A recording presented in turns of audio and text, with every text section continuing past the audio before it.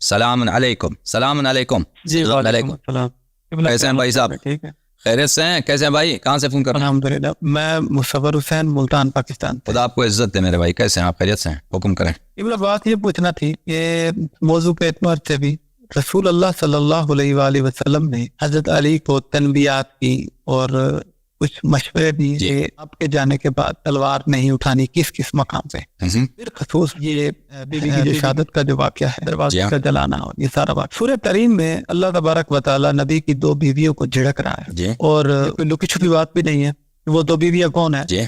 عمر اور ابوبکر کی 2 بیٹیوں کو اللہ تعالیٰ نے جھڑکا ہی نہیں ہے، بلکہ پیغمبر کو یہ اجازت بھی دی ہے اگر تم چاہو دوسریاں کر لو جو کہ مومنہ بھی ہو، مسلمان بھی ہو، روزے رکھنے والے ایماندار. پیغمبر طلاق کیوں نہیں دیتا؟ حضرت علی کو پیغمبر صبر کی تلقین بھی کرتا ہے، رسول خدا صبر کی تلقین بھی کرتے ہیں، تلوار بھی نہیں اٹھاتا. آواز آپ کی کٹ گئی ہے. آواز آپ کی نہیں آ رہی بھائی صاحب. میرے عزیز آپ کی آواز نہیں آ رہی. بات آپ کی سمجھ میں نہیں آئی مجھے کہ آپ کیا کہہ رہے ہیں.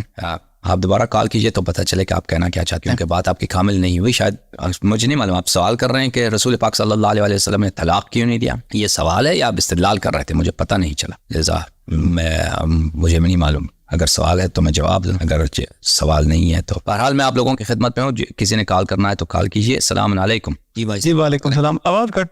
بات کٹ گئی تھی تو میں آپ کو سے بات کر رہا تھا کہ پیغمبر صلی اللہ علیہ وآلہ وسلم حضرت علی کو تنبیہات بھی کر رہے ہیں اور تلوار نہ اٹھانے پر صبر پر حکم بھی ارشاد فرما رہے ہیں کہ اپنے جانے کے بعد اور خود جن لوگوں کے خلاف پیغمبر حضرت علی کو منع کر رہے ہیں تلوار نہیں اٹھانی یا کوئی مسئلہ ہے، خود پیغمبر انہی لوگوں سے اپنی جان کیوں نہیں چھڑاتے؟ سورہ تریم میں اللہ تبارک و تعالیٰ انہی 2 ازواج کے لیے تنبیہ بھی کر رہا ہے، تنقید بھی کر رہا ہے اور یہ بھی حکم دے رہا ہے پروردگار کہ اے پیغمبر تو اگر انہیں چھوڑ دے تو میں ان سے بہتر، بلکہ ان سے بہتر کیا، مومنہ روزے رکھنے والی ایماندار اور بہترین بیویاں عطا کر. رسول اللہ یہ کیا فلسفہ ہے کہ پیغمبر چھوڑ بھی نہیں رہے اور پھر ان کے خلاف تلوار نہ اٹھانے پر حضرت علی کو تنبیہ بھی کر رہے ہیں، یہ کیا؟ جی جواب دیں گے آپ.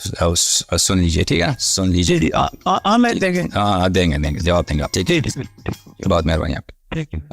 بہت مہربانی آپ کی. خدا حافظ. اللہ. جواب آپ کا یہ ہے کہ ایک سوال یہ ہے کہ ابو بکر عمر سے کیوں جان نہیں چھڑا رہے رسول پاک صلی اللہ علیہ وسلم، ان سے جان چھڑاتے. دوسری بات یہ ہے کہ عائشہ حفصہ کو طلاق کیوں نہیں دیا، ان کو سے جان نہیں چھوڑا. جہاں تک عائشہ و حفصہ کا تعلق ہے اس کا جواب دیں گے. اب ابو بکر عمر دیکھیں، رسول پاک صلی اللہ علیہ وسلم کو علم ہے کہ میرے بعد یہ لوگ خلافت غصب کریں گے. یہ پتہ ہے، اللہ کو بھی پتہ ہے، اللہ تعالیٰ کو بھی پتہ ہے کہ آئندہ جا کر ایک جرم کریں. جیسے اللہ تعالیٰ کو سب کا پتہ ہے آئندہ میں جا کر کون کیا کام کرے گا. اللہ تعالیٰ کو پتہ تھا کہ آئندہ نمرود جو ہے وہ آئندہ جا کر خدائی کا ادعا کرے گا، فرعون جا کر خدائی کا ادعا کرے گا، وہ حضرت موسیٰ علیہ السلام کو قتل کرنے کی کوشش کرے گا. سب اللہ تعالیٰ کو پتہ تھا. تو اللہ تعالیٰ نے ان سب کو کیوں نہیں روکا؟ اللہ تعالیٰ نے سب کو کیوں نہیں روکا ہے؟ یہ صرف ابو بکر عمر کی بات نہیں ہے. دنیا میں جتنے مجرم لوگ گزرے ہیں، دنیا میں جتنے خائن لوگ گزرے ہیں، انبیاء علیہ السلام سے جن لوگوں نے خیانت کی ہے، اللہ تعالیٰ کو پتہ ہے. اللہ تعالیٰ کو پتہ ہے کہ موسیٰ علیہ السلام کوہ طور جائیں گے تو سامری کیا کرے گا؟ سامری پوری بنی اسرائیل کو مشرک بنائے گا. تو اللہ نے اس سے جان کیوں نہیں چھڑائی؟ ٹھیک ہے نا میرے عزیز، میرے بھائی، یہ دنیا جو ہے امتحان کا دنیا ہے، امتحان کا عالم ہے، یہ ابتلاء کا گھر ہے، ابتلاء کا دنیا. یہاں پہ لوگوں کا امتحان دیا جاتا ہے. امتحان یہ ہوتا ہے کہ آپ عمل کا موقع دے دیں، عمل کا موقع دے دیں کہ وہ کیا کرے. عمل سے پہلے، اس کے عمل سے پہلے کہ وہ کوئی عمل کوئی مجرم کوئی چیز کرنا چاہتا ہے تو اس کو آپ عمل سے پہلے اس کو سزا دیں. یہ نہ اللہ تعالیٰ کا انصاف، نہ رسول پاک صلی اللہ علیہ وسلم کی شریعت میں ہے، اور نہ یہ عقل کے انسان کے نزدیک یہ انصاف کہ کسی شخص نے کوئی جرم نہیں کیا ہے، وہ آئندہ جا کر کوئی چیز شاید کر لے، آپ ابھی سے اس کا جو ہے اس کی طبیعت صحیح کر لیں، آپ ابھی سے اس کو سزا دے دیں، موت اس کو دے دیں یا کچھ بھی کر دیں. یہ اللہ تعالیٰ کے انصاف کے خلاف ہے اور یہ اللہ تعالیٰ کی خلقت کے حکمت کے خلاف. اگر اللہ تعالیٰ کو معلوم ہے کہ جو لوگ کافر ہوں گے، جو لوگ مشرک ہوں گے، جو لوگ انبیاء علیہ السلام پہ ظلم کریں گے، ان کو پیدا ہی نہیں کرتے نا. تو اللہ تعالیٰ نے ان کو پیدا بھی کیا ہے، ان کو طویل عمر بھی دی ہے، ان کو حکومت بھی دی ہے، ان کو پیسے بھی دیے، ان کو دنیائی لحاظ سے اپنے دشمنوں کو عزت بھی دی ہے. حالانکہ ان لوگوں نے انبیاء علیہ السلام کے ساتھ کیا برتاؤ کیا؟ نمرود نے حضرت ابراہیم علیہ السلام کو آگ میں پھینک. تو یہ بات بالکل واضح ہے. اللہ تعالیٰ لوگوں کے لیے حجت، اس دنیا میں حجت پیش کرتا ہے، ہدایت دے دیتا ہے، پھر اختیار دے دیتا ہے کہ انسان ہدایت کا راستہ اختیار کر لیتا ہے یا شقاوت کا راستہ اختیار کر لیتا ہے. یہ اللہ تعالیٰ کا حکمت یہی ہے اس دنیا میں. اللہ تعالیٰ کا حکمت یہی ہے اس دنیا. اچھا، ابو بکر عمر کے متعلق میں عرض کروں کہ یہ رسول پاک صلی اللہ علیہ وسلم کی سیرت کے خلاف ہوتی. اگر دیکھیں ابھی رسول پاک صلی اللہ علیہ وسلم کے حیات میں اگر دیکھیں ابو بکر عمر نے تو اس زمانے میں تو کچھ حرکت تو نہیں کی تھی ان لوگوں نے اس وقت تک تو نہ اظہار کیا تھا کہ ہم خلافت پہ قبضہ کرنا چاہتے ہیں، نہ اظہار کیا تھا کہ ہم حضرت صدیقہ طاہرہ سلام اللہ علیہ کو شہید کرنا جا رہے ہیں۔ اس زمانے میں تو یہ دو صورتیں پیغمبر صلی اللہ علیہ وسلم کوئی نہ ان کی نہ کوئی جہاد تھی، نہ کوئی ان کا تقویٰ تھا، کچھ عام مسلمانوں کی طرح یہ رہتے تھے، نہ کوئی فقہ تھا، علم کچھ بھی نہیں تھا، عام مسلمانوں کی طرح رہتے تھے۔ اگر فرض کریں رسول پاک صلی اللہ علیہ وسلم ان سے کوئی کوئی ایسا برتاؤ کرتے کہ ان کو ان سے جان چھڑاتے، جیسے آپ کہتے ہیں اس کے قتل کرواتے، مثلا قتل کرواتے، ٹھیک ہے نا، یا کوئی ایسا عمل کرتے تو پوری تاریخ میں رسول پاک صلی اللہ علیہ وسلم بدنام ہو جاتے کہ دیکھو ان کی دو صورتیں، ایک کا نام تھا ابو بکر، ایک کا نام تھا عمر۔ ان لوگوں نے کچھ کام ہی نہیں کیا تھا بیچارے، دو بوڑھے تھے وہاں پہ، کبھی آ کے کھانا کھاتے تھے مسجد میں، آ کے کبھی نماز پڑھتے تھے، عربی بھی صحیح نہیں آتی تھی ان کو انہوں نے قتل کرایا بے گناہ کو۔ یہی ہوتی نا تاریخ میں، اور روز قیامت بھی ابو بکر عمر تو یہ تو نہیں کہتے کہ ہم یا اللہ ہم ظلم کرتے، ہمیں اگر موقع دیتے آپ ہم خلافت پہ قبضہ کرتے، روز قیامت وہ تو نہیں کہتے، اگر آپ ہمیں موقع دیتے تو ہم صدیقہ طاہرہ سلام اللہ علیہ کو کیا کرتے، شہید کرتے۔ وہ تو یہ کہتے کہ آپ کے نبی میں ہم مظلوم مارا ہے، ہم نے کوئی کام ہی نہیں کیا، آپ کے نبی نے ہمیں مظلوم مارا ہے، ہم اگر زندہ ہوتے تو ہم تو بڑے متقی ہوتے، ہم بہت توبہ کرتے، ہم بہت عمل نیک بجا لے، وہ یہی کہتے ہیں بھائی، ٹھیک ہے نا، ان سے جان نہیں چھڑایا۔ یہ بات آپ کی جو ہے نا، اگر آپ سوچیں ان سے کس طرح جان چھڑایا۔ رسول پاک صلی اللہ علیہ وآلہ وسلم نے اس کے بالعکس قرآن مجید نے ما کان اللہ یذرکم علی ما انتم علیہ حتی یمیز الخبیث من الطیب، اللہ تعالیٰ یہ سورہ ابھی میں بھول گیا کہ سورہ میں اللہ تعالیٰ فرماتا ہے کہ اللہ تعالیٰ آپ کو اس حالت میں نہیں چھوڑتا جس حالت میں آپ حتی یمیز الخبیث من الطیب، کہ خداوند متعال حالت کیسے مسلمانوں کی مومن اور منافق کی پہچان نہیں ہو رہی۔ اس آیت کے متعلق کبھی جا کر ہم آئندہ انشاءاللہ آپ سے بات کریں گے۔ قرآن کریم کا یہ فلسفہ ہے کہ اللہ تعالیٰ کیونکہ مومن بھی کہتا ہے میں مسلمان ہوں، اللہ الہ الا اللہ محمد رسول اللہ علیہ ولی اللہ، اللہم صلی اللہ علیہ محمد وعلی محمد۔ منافق بھی اس زمانے میں یہی کہتے تھے کہ ہمیں اللہ سے پیار، اہل بیت علیہ السلام سے پیار، دین خدا سے۔ منافق تو قسمیں کہتے تھے کہ ہم مسلمان ہیں، ٹھیک ہے، تو یہ ظاہر میں ان کی بھی داڑھی ان کی بھی داڑھی کہاں سے پتہ چلے؟ تو اللہ تعالیٰ قرآن میں فرماتا ہے کہ ما کان اللہ لیذرکم علی ما انتم علیہ حتی یمیز الخبیث من الطیب، اللہ تعالیٰ آپ کو اس طرح نہیں چھوڑتا، اس طرح حالت میں کہ کسی کو پتہ نہ چلے کہ مسلمان کون ہے، منافق کون ہے، مومن کون ہے۔ تمیز کرے گا اللہ تعالیٰ خبیث کو طیب کے ساتھ، اس کی اللہ تعالیٰ ایسے امتحان لائے گا زندگی میں، تاریخ میں، کون سے اس خبیث کا طیب سے، اس میں تمیز آپ کو حاصل ہوگا۔ وہ امتحان کب پیش ہے؟ جنگوں میں پیش ہے، لوگ بھاگ گئے، اور یہ آیت اسی مقام پہ نازل ہے جب جنگ احد میں یہ ان کا فرار کیا تھا ابو بکر عمر نے فرار کیا، تو اللہ تعالیٰ نے ایسے واقعات پیش لائے۔ یا مثلا اللہ تعالیٰ نے سورہ حجرات نازل فرمائے، سورہ حجرات میں یا ایھا الذین آمنوا لا ترفعوا اصواتکم فوق صوت النبی ولا تجهروا له بالقول كجهر بعضکم لبعض ان تحبط اعمالکم وانتم لا تشعرون۔ نبی کریم صلی اللہ علیہ وسلم کے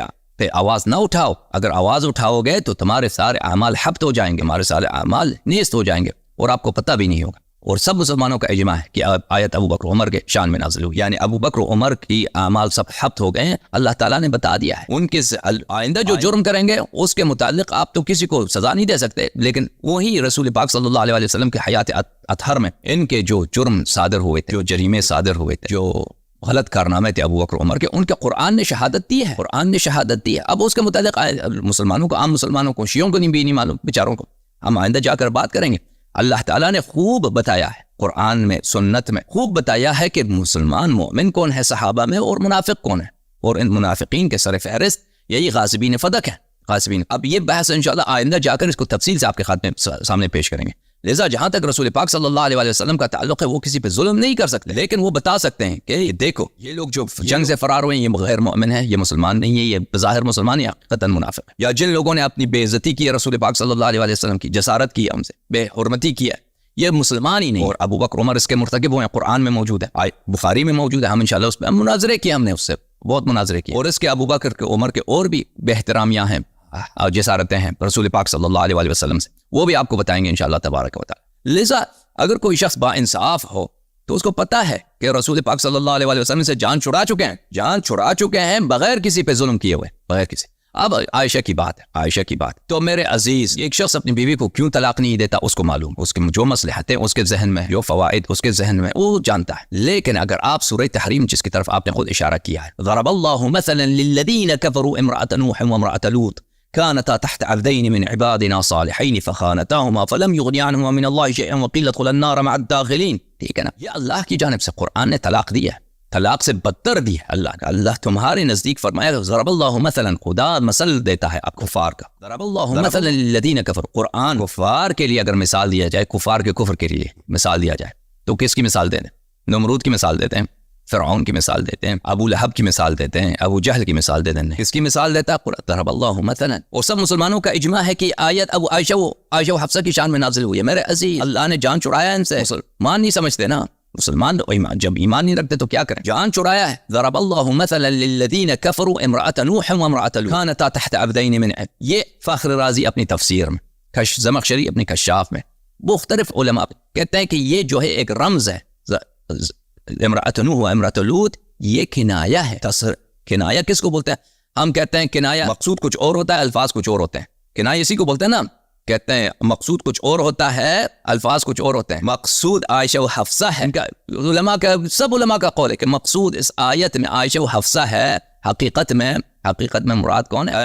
ظاہر میں لفظ امرأة نوح و امرأة لوط جو اللہ تعالیٰ نے بتایا. اور یہ دونوں امرأة نوح و امرأة لوط ہے، دو نبیوں کی وائفز تھیں، ان کے اللہ نے ان کو کفار کے لیے مثال قرار دیا. تو میرے عزیز، جو اتنا صریح آیا نازل ہوئی، یہ طلاق سے کئی گنا. پیغمبر صلی اللہ علیہ وسلم تو طلاق ویسے بھی دے چکے ہیں، عورتوں کو طلاق دے چکے ہیں، ان کی طلاق موجود ہے طبقات ابن سعد میں، عورتوں کو طلاق دے چکے ہیں.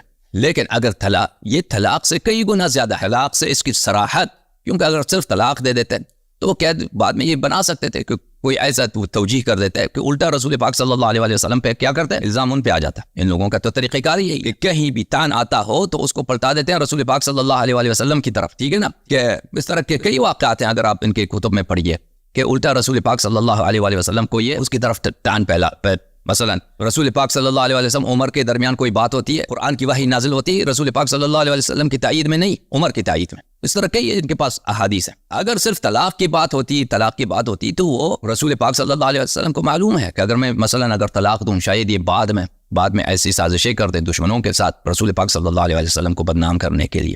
طلاق مصلحت ہے، وہ طلاق نہیں دیتے. ٹھیک ہے نا. یا اگر طلاق دیں تو اس کی اتنی صراحت نہیں ہوگی، تصریح نہیں ہوگی اتنی جتنی وہ ہوگی کہ اگر قرآن کی آیت بلکہ ایک سورہ نازل ہو جائے، سورہ تحریم کے عنوان سے، ان کی بدنامی کے لیے، ان کی نفاق بتانے کے لیے. وہ زیادہ، یہ طلاق سے کئی گنا واضح ہے. اب شاید سورہ تحریم کے آیات سے آپ کو اتنی واقفیت نہیں ہے. ہم آگے جا کر انشاءاللہ تبارک و تعالی، آگے جا کر جب اللہ تعالیٰ فرما رہا ہے کہ ان تتوبا الی اللہ فقد زغت قلوبکما وان تظاہرا علیہ فان اللہ مولاہ وجبریل وصالح المؤمنین والملائکۃ بعد ذلک ظہیر، کہ آپ کی قلب ٹیڑھی ہے. عائشہ و حفصہ سے یہ تو اجماع ہے، بخاری میں بھی اس کی حدیث موجود ہے کہ قرآن شہادت دے رہا ہے، اور کہنے والا بھی کون ہے؟ خود عمر ہے کہ عائشہ کی قلب، حفصہ کی قلب ٹیڑھی ہے. اب قلب کا ٹیڑھا ہونا کیا ہے؟ ربنا لا تزغ قلوبنا بعد اذ هديتنا وهب لنا من لدنك رحمة انك انت الوهاب. اے اللہ، ہدایت کے بعد ہمارے قلب کو ٹیڑھا نہ کرے. تو پتہ چلا کہ یہ قلب کا ٹیڑھا ہونا یہ اسلام سے خروج کے مترادف ہے، ہدایت سے خروج کے مترادف ہے کہ ہمیں مسلمان بنانے کے بعد ہمارا قلب ٹیڑھا نہ کر دے. یہ نفاق کے قرآن کی صحیح آیت ہے. ٹھیک ہے نا. اب اس آیات کی توضیح انشاءاللہ کبھی آئندہ جا کر ہم بتائیں گے. آپ نے جو اشکال کیا ہے وہ ایک بہت اہم اشکال ہے. انشاءاللہ تبارک و تعالی اس کی توضیح تفصیل کے ساتھ آئندہ بتائیں گے، انشاءاللہ اس کے متعلق بات کریں.